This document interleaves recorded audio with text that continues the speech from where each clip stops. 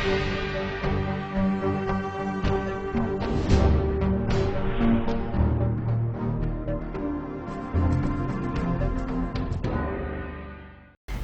Vindhya times में आपका स्वागत है और आपके साथ मैं श्रेया हाजिर है आज की बुलेटिन की खबरों के साथ। पहली खबर की बात करते हैं।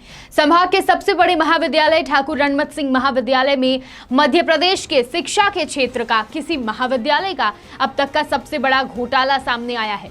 जांच में उच्च शिक्षा विभाग ने वित्तीय अनियमितता में दोष पाए गए तत्कालीन प्राचार्य रामलला शुक्ला को निलंबित कर दिया है। वित्तीय अनियमितता मामले में हुए घोटाले में जांच की जद में कई और जिम्मेदार आएंगे जिन पर कार्यवाही होना तय है। पिछले 10 वर्षों में महाविद्यालय के निधि का जिस तरह से बंटाधार किया गया, उससे कहीं ना कहीं महाविद्यालय को बड़ी क्षति हुई है। ठाकुर रणमत सिंह महाविद्यालय रीवा की वित्तीय अनियमितता को देखकर आंखें पथरा गई है। अब जांच के बाद कार्यवाही का दौर शुरू हुआ है। 28 अक्टूबर 2020 को उच्च शिक्षा विभाग से एक आदेश जारी हुआ। लिखा गया कि डॉक्टर रामलला शुक्ला प्रभारी प्राचार्य शासकीय ठाकुर रणमत सिंह महाविद्यालय रीवा द्वारा अपनी पदस्थापना के दौरान महाविद्यालय में वित्तीय वर्ष 2018-19 एवं 19-20 में गंभीर वित्तीय अनियमितता किया जाना पाया गया है। प्रारंभिक जांच में रामलला शुक्ला द्वारा 14 करोड़ 9 लाख की वित्तीय अनियमितता कारित किया जाना प्रमाणित पाए जाने में राज्य शासन द्वारा डॉक्टर रामलला शुक्ला प्रभारी प्राचार्य शासकीय ठाकुर रणमत सिंह महाविद्यालय रीवा को मध्य प्रदेश सिविल सेवा नियम 1966 के नियम 9(1) खा के अंतर्गत तत्काल प्रभाव से निलंबित करते हुए मुख्यालय कार्यालय क्षेत्रीय अतिरिक्त संचालक सागर संभाग सागर नियत किया जाता है। वर्तमान प्रभारी प्राचार्य की शिकायत के बाद कलेक्टर ने एक जांच समिति का गठन किया था और उस समिति ने टीआरएस कॉलेज में हुए भ्रष्टाचार की वित्तीय अनियमितताओं की जांच की। महाविद्यालय द्वारा उपलब्ध कराई गई कैश बुक का परीक्षण किया गया। कैश बुक में गोपनीय बंद लिफाफे के नाम से कई भुगतान किए गए। महाविद्यालय द्वारा उपलब्ध कराए गए गोपनीय बंद लिफाफा के परीक्षण में कुल 4 करोड़ 29,90,011 रुपए का भुगतान किया गया। पहले ठाकुर रणमत सिंह महाविद्यालय की 150वीं वर्षगांठ का मामला विवाद में था, जिसमें कमेटी द्वारा जांच की गई और पाया गया कि गलत तरीके से आयोजन किए जाने की तैयारी चल रही थी।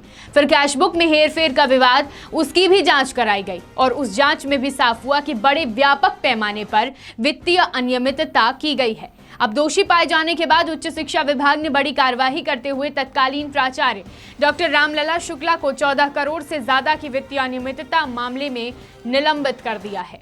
देखिए, मध्य प्रदेश शासन उच्च शिक्षा विभाग के द्वारा जो आदेश जारी हुआ है, ये व्हाट्सएप या अन्य ग्रुपों में हम भी देख रहे हैं, हमें भी जानकारी प्राप्त हुई है कि मध्य प्रदेश शासन उच्च शिक्षा विभाग द्वारा तत्कालीन प्राचार्य श्री रामलला शुक्ला जी को निलंबित कर दिया गया है। जो महाविद्यालय में नियम विरुद्ध वित्तीय गंभीर अनियमितता को लेकर उनके खिलाफ ये उच्च शिक्षा विभाग के द्वारा एक बड़ी कार्रवाई की गई है और निश्चित तौर से इस बड़ी कार्रवाई में महाविद्यालय की जो पवित्रता है वो बनेगी और शिक्षा जगत में एक आमूलचूल परिवर्तन भी आएगा। और यदि कोई भी व्यक्ति या पदाधिकारी या कर्मचारी या अधिकारी कोई भी नियम विरुद्ध काम करता है, शासन के आदेश व निर्देशों के विपरीत काम करता है, तो उसके खिलाफ आज नहीं कल नहीं परसों उसके खिलाफ कार्रवाई होती है और कार्रवाई होनी भी चाहिए। तो इससे एक पारदर्शिता बनी रहेगी, पारदर्शिता बनती भी है।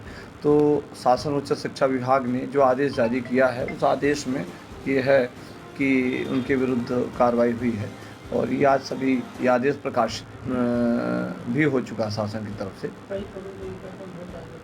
हाँ, इसमें एक बड़ा व्यापक भ्रष्टाचार हुआ है जिन पर उन पे और कई प्राध्यापकों पर गंभीर आरोप लगे हैं। इन गंभीर आरोप के कारण ही उनके विरुद्ध कार्रवाई हुई है और संभवतः इसकी आर्थिक अपराध व अन्य जांच एजेंसियाँ भी जांच कर रही हैं। ऐसा समाचार पत्रों, इलेक्ट्रॉनिक और प्रिंट मीडिया में से जानकारी प्राप्त भी हुई है और आगे भी 150वीं जयंती का भी हमने आवेदन लगाया था। 150वीं जयंती में भी जांच हो चुकी है और कई जांचें हुई हैं और जांच सही भी पाई गई है। और आज आयुक्त उच्च शिक्षा के जो आदेश हमें प्राप्त हुए हैं, सबको प्राप्त हुए हैं, पूरे इलेक्ट्रॉनिक प्रिंट मीडिया के पास है। तो निश्चित तौर से यह एक बड़ी कार्रवाई है शासन की। रीवा कलेक्टर इलैया राजा टी द्वारा शिल्पी प्लाजा ए ब्लॉक, बी ब्लॉक के पीछे व बाल उद्यान का निरीक्षण किया गया। कलेक्टर द्वारा बताया गया कि शिल्पी प्लाजा के पीछे स्थित गवर्नमेंट ऑफिस में उनके प्रॉपर फंक्शनिंग और मेंटेनेंस के लिए निरीक्षण किया गया है। निरीक्षण के बाद संबंधित अधिकारियों को अधूरे कामों को पूरा करने व गवर्नमेंट ऑफिस के मेंटेनेंस को बनाए रखने के लिए दिशा निर्देश दिए गए। इसके अलावा पत्रकारों द्वारा जब साईं मंदिर के पास की दुकानों के बारे में कलेक्टर से पूछा गया तो कलेक्टर इलैयाराजा टी ने कहा कि नगर निगम को कार्यवाही करने के लिए निर्देशित कर दिया गया है। जनता को परेशानी ना हो इसका ध्यान में रखते हुए कार्यवाही की जाएगी। इस निरीक्षण में Rewa collector Ilaiyaraja T, Rewanchal chamber of commerce के अध्यक्ष राजेंद्र शर्मा सहित आला अधिकारी मौजूद रहे।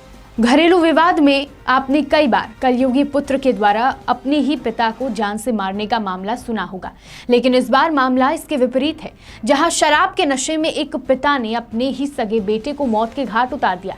ये पूरा मामला रीवा जिले के चौराहा थाना क्षेत्र का है। बताया जा रहा है कि पिता ने बेटे के ऊपर कांच की बोतल से हमला किया था, जिसके बाद युवक को उपचार के लिए संजय गांधी अस्पताल में इलाज के लिए भर्ती कराया गया, लेकिन युवक की जान नहीं बच पाई। इस पूरे मामले को लेकर अस्पताल के डॉक्टरों पर भी आरोप लगाए गए हैं। चौराहा थाना में उस वक्त हड़कंप मच गया जब थाने में यह सूचना मिली कि एक पिता ने अपनी ही औलाद की हत्या कर दी। यह खबर मिलते ही इलाके में अफरा तफरी का माहौल निर्मित हो गया। दरअसल पिता पुत्र के बीच में हुई कहासुनी ने अचानक खूनी रूप ले लिया और पिता ने शराब की बोतल से पुत्र पर हमला कर दिया, जिसके बाद पुत्र के सिर में गंभीर चोट लगने के कारण वह अचेत होकर जमीन में गिर गया, जिसे देख आनन फानन में स्थानीय लोगों ने उपचार के लिए संजय गांधी अस्पताल में भर्ती कराया था, जहां उपचार के दौरान युवक ने अपना दम तोड़ दिया। घटना की जानकारी लगते ही पुलिस ने आरोपी पिता को हिरासत में ले लिया, जिसे चौराहा थाना की पुलिस पूछताछ कर रही है और न्यायालय में पेश करने की तैयारी में है। यह घटना चौराहा थाना के चौराहा बस्ती की है। मिली जानकारी के अनुसार अशद सिद्दीकी पिता सिरिल सिद्दीकी की रात में अपने पिता के साथ विवाद हो गया। शराब के नशे में आक्रोशित पिता ने शराब की बोतल से बेटे के सिर में ताबड़तोड़ हमला कर दिया था, जिसके बाद लहूलुहान बेटे के सिर से ज्यादा खून बहने की वजह से बेटे की मौत हो गई। बताया जा रहा है कि पहले शराबी पिता ने युवक की मां को गाली दी, जिसके बाद विवाद इतना बढ़ता गया कि पिता ने पुत्र पर प्राणघातक हमला कर दिया। दरअसल कातिल पिता अपने से अलग रह रही पत्नी को अक्सर गाली दिया करता था, जो कातिल पिता के बेटे को नागवार था। पिता के द्वारा बोतल से सिर में किए गए हमले से घायल युवक को उपचार के लिए संजय गांधी अस्पताल में भर्ती कराया गया था, जहां चिकित्सकों ने साधारण पट्टी कर युवक को डिस्चार्ज कर दिया, लेकिन घर पहुंचने के बाद युवक की हालत बिगड़ गई और वह अचेत हो गया, जिसे आनन फानन में दोबारा संजय गांधी अस्पताल में भर्ती कराया गया, जहाँ उसकी मौत हो गई। घटना ये हुई थी कि वो थाने में बैठा हुआ था रिपोर्ट लिखाने पापा के खिलाफ। मेरे पास फ़ोन आया था वहीं से कि पापा ने मुझे मारा है, मेरे सर से बहुत खून बह रहा है, मैं होश में नहीं हूँ और हो सकता है मैं कल तक मर जाऊँगा, तो आप बता देना मेरी माँ से। और माँ वो पापा रोज़ उसको दारू पिलाते थे, अपना भी पीते थे, उसको रोज़ नशा कराते थे और अपना यासी करते रहते थे। उनको कोई परवाह नहीं किसी भी रिश्तेदारों की, ना माँ की, ना बेटी की, ना बहू की, ना नाती की। आपका कहना है कि आपके पति को भी उनके उनके पिताजी ने ही मारा है। कल दादू उनके फ्रेंड आए हुए थे, दादू तिवारी नाम है उनका। ये कहाँ के हैं? ये नहीं पता मुझे। चंद्रपुर का है। वो आया था तो इनकी माँ को बहन को गाली दे रहा था, तो उन्हें अच्छा नहीं लगा। उन्होंने कहा कि मेरी माँ को बहन को गाली क्यों दे रहा है, तो इनके पति ने कहा कि देने दो, वो इसी लायक है। तो उनको गुस्सा आ गया, मारपीट हुई तो उन्होंने शराब की बोतल उनके सर पे मार दी, मेरे पति के। तो फिर वो गए थे वो रिपोर्ट लिखाने। मेरे पति को मेरे ससुर ने मारा है। क्या नाम है आपके? सिरिल सिद्दीकी। चौराहा थाना अंतर्गत परसों रात में 9 साढ़े 9 बजे की बात होगी। सिरिल सिद्दीकी अपने दोस्तों के साथ बैठकर घर में शराब पी रहा था। शराब पीने के दौरान उसने अपनी पत्नी को गाली बका, जिस पर उसका लड़का अशद सिद्दीकी ने बोला कि हमारी माँ के साथ गाली गलौज क्यों कर रहे हो। इस बात को लेकर वाद विवाद बढ़ने पर उसने शराब की बोतल से अपने लड़के को मारा, जो पहले हाथ में लगी, दूसरी बोतल सिर में लगी। उसके बाद करीब 11 बजे थाने पर रिपोर्ट हुई। इस मामले में मामला कायम कर तत्काल इसको मेडिकल के लिए भेजा गया। मेडिकल के बाद जो है उसको हॉस्पिटल से डिस्चार्ज कर दिया गया था। वो घर आया, फिर कुछ समय बाद उसकी तबीयत खराब हुई तो पुनः हॉस्पिटल में एडमिट किया, जिसमें उसकी कल डेथ हुई। संबंधित आरोपी पिता को गिरफ्तार कर लिया गया है और साथ ही मामले में धारा 300 का इजाफा करके अग्रिम कार्रवाई की जा रही है। रीवा शहर में बजरंग दल और बजरंग सेना ने मंदिर मस्जिद तोड़ने के विरोध में शहर के कला मंदिर के पास चक्का जाम कर रास्ते में ही हनुमान चालीसा पढ़ने शुरू कर दिया। रीवा में पिछले कुछ दिनों से एक मुद्दा हिंदू और मुस्लिम दोनों धर्म के आस्था को ठेस पहुंचा रहा है। दरअसल रीवा सुपर स्पेशलिटी अस्पताल के सामने बन रहे मंदिर और मस्जिद का कई दिनों से विरोध चल रहा है, जिसमें अब लोगों का आक्रोश भड़क उठा है। लेकिन बीती रात अचानक मंदिर से मूर्ति गायब हो जाने के बाद चल रहे विरोध को देखते हुए बजरंग दल और बजरंग सेना ने रीवा शहर के कला मंदिर के सामने चक्का जाम कर दिया। यही नहीं, बजरंग दल ने रोड में धरना देकर हनुमान चालीसा पढ़ना शुरू कर दिया। वहीं मौके को देखते हुए भारी पुलिस बल तैनात किया गया, लेकिन बजरंग दल और बजरंग सेना अपनी मांगों को लेकर अड़ा हुआ रहा। मौके पर पहुंची एसडीएम और तहसीलदार ने बजरंग दल और बजरंग सेना को आश्वासन दिया कि मंदिर वहीं पर निर्मित किया जाएगा। इस दौरान तकरीबन 2 घंटा सड़क जाम रहा, जिससे शहर में आम नागरिकों का आवागमन भी बाधित हुआ। पीपल का वृक्ष था काफ़ी पुराना, उसमें मूर्ति स्थापित थी। उस मूर्ति को जो निर्माण एजेंसी थी, निर्माण एजेंसी द्वारा वहाँ से हटा दिया गया, हटाकर कचड़े में रख दिया गया। हमारा किसी निर्माण एजेंसी से कोई विरोध नहीं है, आप निर्माण करिए, आपको जगह बेच दी गई है, आपने खरीद ली है, आप निर्माण करिए, हमारा कोई मतलब नहीं है। लेकिन हमारी धार्मिक भावनाओं के साथ कोई छेड़छाड़ हम बर्दाश्त नहीं करेंगे। उस मूर्ति को वहाँ से हटा दिया गया और उस मूर्ति को ऐसी जगह पर रखा गया है जो मतलब शर्मिंदगी में कचड़े में उठा के आपने रख दिया। आप निर्माण करिए, अगर मूर्ति से आपके निर्माण में कोई व्यवधान उत्पन्न हो रहा है, आप पहले उसके लिए चबूतरे की व्यवस्था करिए, मंदिर की व्यवस्था करिए, उसकी चूँकि स्थापित मूर्ति उसकी स्थापना होनी चाहिए और स्थापना होने के बाद आपको जो निर्माण कार्य कराना है आप वो कराइए। और उसी के लिए हम लोगों ने, चूँकि अगर शांतिपूर्ण ढंग से हमारी बात हम पहले भी निर्माण एजेंसी को बताया जा चुका था, उसके बावजूद उन्होंने प्रशासन से मिलकर इस तरह का काम किया है। इसलिए जिले में बुधवार को एक भीषण सड़क हादसा हो गया, जिसमें 4 लोगों की जान चली गई। ऑटो पर सवार अन्य लोग घायल हो गए हैं। हादसा नईगढ़ी थाना क्षेत्र के मऊगंज कटरा मार्ग में जोधपुर गांव के समीप शाम लगभग 4 बजे का बताया जा रहा है। जानकारी के मुताबिक कार और ऑटो की टक्कर इतनी जबरदस्त थी कि दोनों वाहनों के परखच्चे उड़ गए। वहीं हादसे को लेकर कोहराम मच गया। आनन फानन में मौके पर पहुंची पुलिस ने घायलों को उपचार के लिए संजय गांधी अस्पताल भेजा। आपको बता दें कि यह घटना उस समय घटित हो गई जब विपरीत दिशा से आ रही कार और ऑटो के बीच में सीधी टक्कर हो गई। बताया जाता है कि ऑटो पर कई लोग सवार थे जो प्रयागराज जा रहे थे। इसी दौरान जोधपुर गांव के समीप सामने से अचानक तेज रफ्तार कार आ गई। दोनों चालक वाहनों पर नियंत्रण नहीं रख पाए और सीधे भिड़ंत हो गई। प्रत्यक्षदर्शियों का कहना है कि दोनों वाहन की रफ्तार इतनी जबरदस्त तेज थी कि अचानक हुए भिड़ंत से जोर का धमाका हुआ और घटनास्थल पर चीख पुकार शुरू हो गई। स्थानीय लोग धमाका सुनकर मौके पर पहुंच गए। पुलिस को खबर देने के साथ ही बचाव में जुट गए। इस हादसे में ऑटो चालक की मौके पर ही मौत हो गई, जबकि कार चालक व ऑटो में सवार आधा दर्जन लोग गंभीर रूप से घायल हो गए हैं। मौके पर पहुंची नईगढ़ी पुलिस ने ग्रामीणों की मदद से मृतकों एवं घायलों को नईगढ़ी CHC ले गई, जहां बाद में रीवा संजय गांधी अस्पताल रेफर कर दिया गया। प्रारंभिक उपचार के बाद रीवा जा रहे घायलों में एक महिला की मृत्यु हो गई, जबकि कार चालक की अस्पताल ले जाते समय रास्ते में मौत हो गई। बताया जा रहा है कि कार चालक के घायल होने की सूचना पाकर उसके परिजन भी घटनास्थल पर पहुंच गए थे। जानकारी के मुताबिक कार चालक सुहागी का रहने वाला है। जिले में इन दिनों एक्सीडेंट का ग्राफ बढ़ता जा रहा है। 2 दिनों में 2 से भी अधिक भीषण सड़क हादसे हो गए, जिसमें तकरीबन कई लोगों की जान चली गई। ताजा मामला सामने आया है रीवा जिले के सिमरिया बाईपास अंतर्गत, जहां कार और बोलेरो के बीच भिड़ंत से भीषण सड़क हादसा हुआ, जिसमें तकरीबन 1 दर्जन से अधिक लोग घायल हो गए हैं। खबर सामने आई, वहीं कई लोगों को गंभीर चोटें भी आई हैं, जिन्हें रीवा संजय गांधी अस्पताल में भर्ती कराया गया।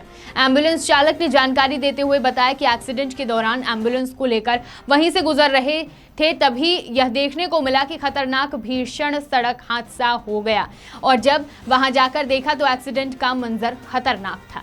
उसमें 3 मासूम भी दर्द से कराह रहे थे। तभी उन सभी लोगों को एम्बुलेंस के द्वारा संजय गांधी अस्पताल लाया गया, जहां उनका उपचार चल रहा है।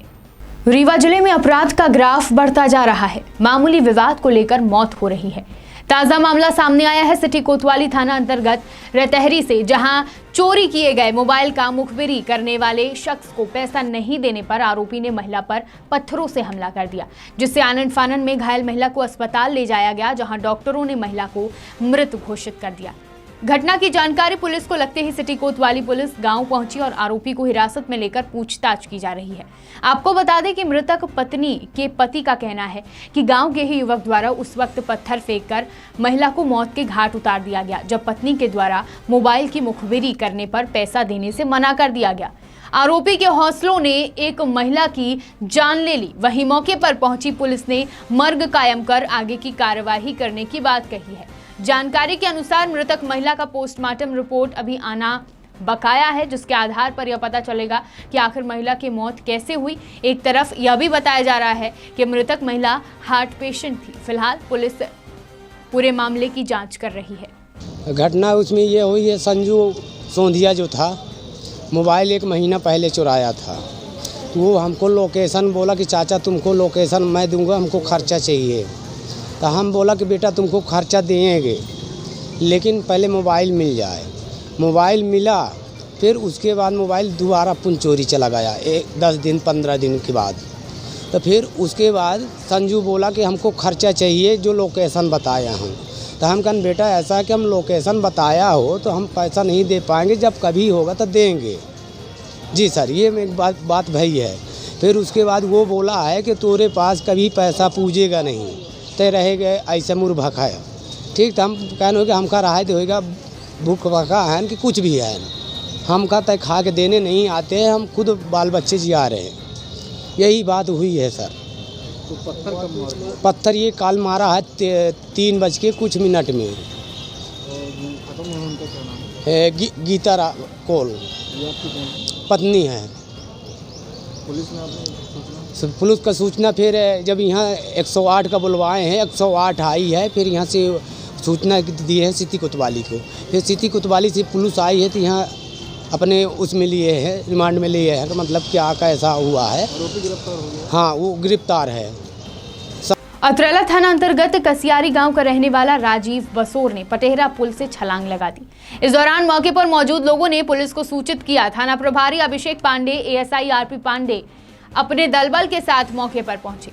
मौके पर उन्होंने निरीक्षण किया तो युवक का शव फिलहाल खोजने की कोशिश कर रहे हैं। पुलिस व गोताखोरों की मदद से युवक को खोजने का कार्य चल रहा है। घर वालों ने बताया कि युवक रिश्तेदारी में गया था और सुबह होते ही टमस नदी पर बना पुल पटेहरा में जाकर अपनी साइकिल, जैकेट, मोबाइल फोन को रखकर पुल से छलांग लगा दी। पुल से कूदने पर प्रत्यक्षदर्शियों ने बताया कि उसने लड़खड़ाते हुए अपनी साइकिल और जैकेट उतारकर छलांग लगा दी और दोबारा वह ऊपर नहीं आया। देखते ही देखते लोगों की भीड़ लग गई। रीवा से गोताखोर की टीम भी मौके पर पहुंच गई है, जो टमस नदी में युवक की खोजबीन कर रही है। फिलहाल युवक ने किस कारण से छलांग लगाई यह अभी तक नहीं पता चला है। जांच के बाद ही इसका खुलासा होगा। सिरमौर से सुभाष मिश्रा की रिपोर्ट। बात करते हैं बुलेटिन की आखिरी खबर की। विधानसभा क्षेत्र अनूपपुर के उपचुनाव में भारतीय जनता पार्टी के प्रत्याशी बिसाहूलाल सिंह के पक्ष में भारतीय जनता पार्टी ने अपनी पूरी ताकत झोंक रखी है। सीमावर्ती जिले शहडोल के वरिष्ठ कार्यकर्ताओं एवं पदाधिकारियों को भी शहडोल भाजपा जिला अध्यक्ष कमल प्रताप सिंह के नेतृत्व में मैदान में उतारा गया है। शहडोल भाजपा जिला मीडिया प्रभारी शैलेंद्र श्रीवास्तव ने बताया कि कमल प्रताप सिंह की टीम कमल अनूपपुर में जीत का कमल खिलाने के लिए पूरी ताकत से रात दिन लगी हुई है और इसके सार्थक परिणाम आगामी 10 नवंबर को बिसाहूलाल सिंह की जीत के रूप में सामने आएंगे। श्रीवास्तव ने बताया कि शहडोल भाजपा जिला अध्यक्ष कमल प्रताप सिंह खुद अनूपपुर में लगातार प्रवास पर हैं और वहीं रहकर शहडोल जिले के सभी प्रवासी कार्यकर्ताओं का नेतृत्व कर रहे हैं। शहडोल से पंकज राव की रिपोर्ट। विंध्य की तमाम खबरों के साथ कल फिर हाजिर होंगे। बने रहिए विंध्या टाइम्स के साथ। बहुत बहुत धन्यवाद।